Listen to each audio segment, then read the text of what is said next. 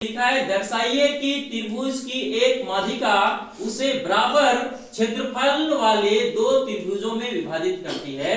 मतलब ये है कि एक ये माध्यिका है AD जो BC को दो बराबर भागों में BD और DC में विभाजित करती है, यानी कि BD बराबर DC है, जैसा कि हमने यहाँ पे लिखा है। तो हमें यह प्रूव करना है कि ABD ये जो है ट्रायंगल ABD ये वाला जो ट्रायंगल है इसका क्षेत्रफल और ADC ये वाला ट्रायंगल का क्षेत्रफल, दोनों का जो क्षेत्रफल है वो आपस में बराबर होंगे।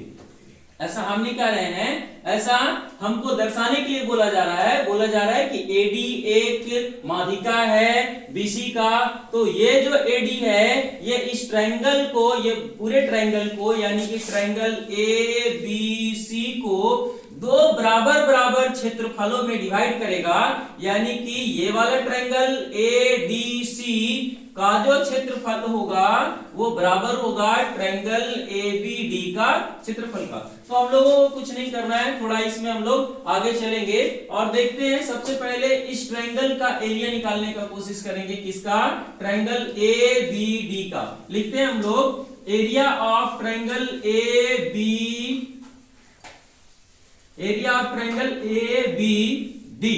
यहां पे देखेंगे ABD का एरिया क्या होगा? कोई भी त्रिभुज का क्षेत्रफल क्या होता है, एरिया क्या होता है? ये क्षेत्रफल होता है 1/2 इंटू आधार गुने ऊंचाई, यानी कि हाइट इंटू बेस, यानी कि 1/2 इंटू हाइट इंटू बेस, 1/2 गुने आधार गुने ऊंचाई। अब 1/2 क्या है हमारा? देख लेंगे 1/2 तो 1/2 रहता है। हाइट कहाँ है इसका?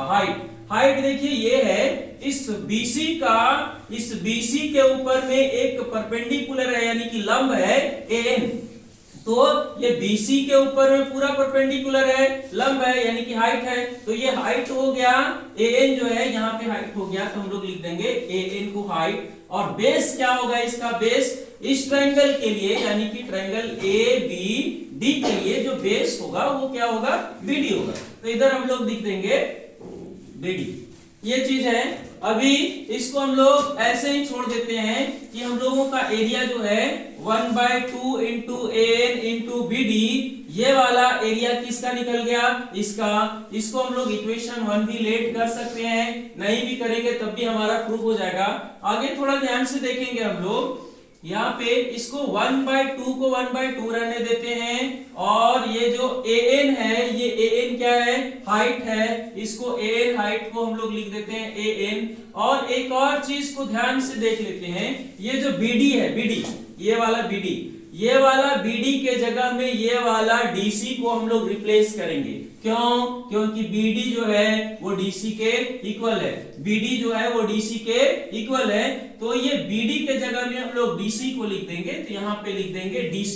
अब इसको थोड़ा और आगे लेंगे हम लोग, तब क्या देखेंगे? यहाँ पे देख लेंगे कि 1/2 इंटू AN और इंटू DC क्या है? DC ये वाला। अब हम लोग थोड़ा सा आगे बढ़ेंगे, इधर थोड़ा सा आगे बढ़ेंगे और देखेंगे इस ट्रायंगल का क्षेत्रफल क्या होगा? इस ट्रायंगल का क्षेत्रफल क्या होगा?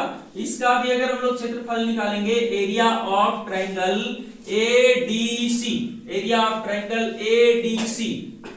तो क्या हो जाएगा? यहाँ पे फिर वही चीज है, ट्रायंगल का एरिया बराबर 1/2 इंटू हाइट इंटू बेस होता है।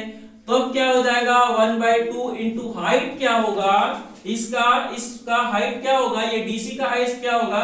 ये DC आगे तक आया है ना, उसी पे तो ये परपेंडिकुलर है, तो इसका भी हाइट हो जाएगा हमारा AN। और बेस क्या हो जाएगा? बेस हमारा हो जाएगा, इसका जो बेस है वो हो जाएगा हमारा DC, यानी कि ये हो गया DC। अब थोड़ा ध्यान से देखेंगे हम लोग कि ये वाला जो चीज है यहाँ पे आया था 1/2 इंटू AN इंटू DC, और यहाँ भी आया था 1/2 इंटू AN इंटू DC। इसका मतलब क्या है? ये जो चीज आया वो क्या निकल गया? एरिया निकल गया, किसका? ADC का। यानी इसको हम लोग लिख सकते हैं एरिया ऑफ ADC। अब यहाँ पे देखेंगे हम लोग इसका किसका एरिया लिए थे, ABD का एरिया लिए थे, और ABD का एरिया को जब आगे बढ़ाते गए तो हम लोगों का ADC का एरिया आ गया। इसका मतलब यहाँ पे ये प्रूव हो गया कि एरिया ऑफ ADC जो है ये वाला एरिया ऑफ ABD जो है, ABD जो है ये इक्वल हो गया किसका, एरिया ऑफ ADC का, एरिया ऑफ ADC का। यही तो हम लोगों को लाना था, जो कि प्रूफ हो गया। इतना आसान था, और इससे ये साबित हो गया हमारा कि एक माध्यिका जो होता है कोई भी ट्रायंगल को दो बराबर भागों में विभाजित करती है, और इसका इस्तेमाल हम लोग आने वाले 9.3 एक्सरसाइज में करेंगे। और जब ये चीज हमें पता नहीं होता तो 9.3 में जो क्वेश्चंस आने वाले हैं वो क्वेश्चंस हमसे बन नहीं पाते। तो आशा करते हैं आप लोगों को ये चीज बिल्कुल समझ में आया होगा। धन्यवाद।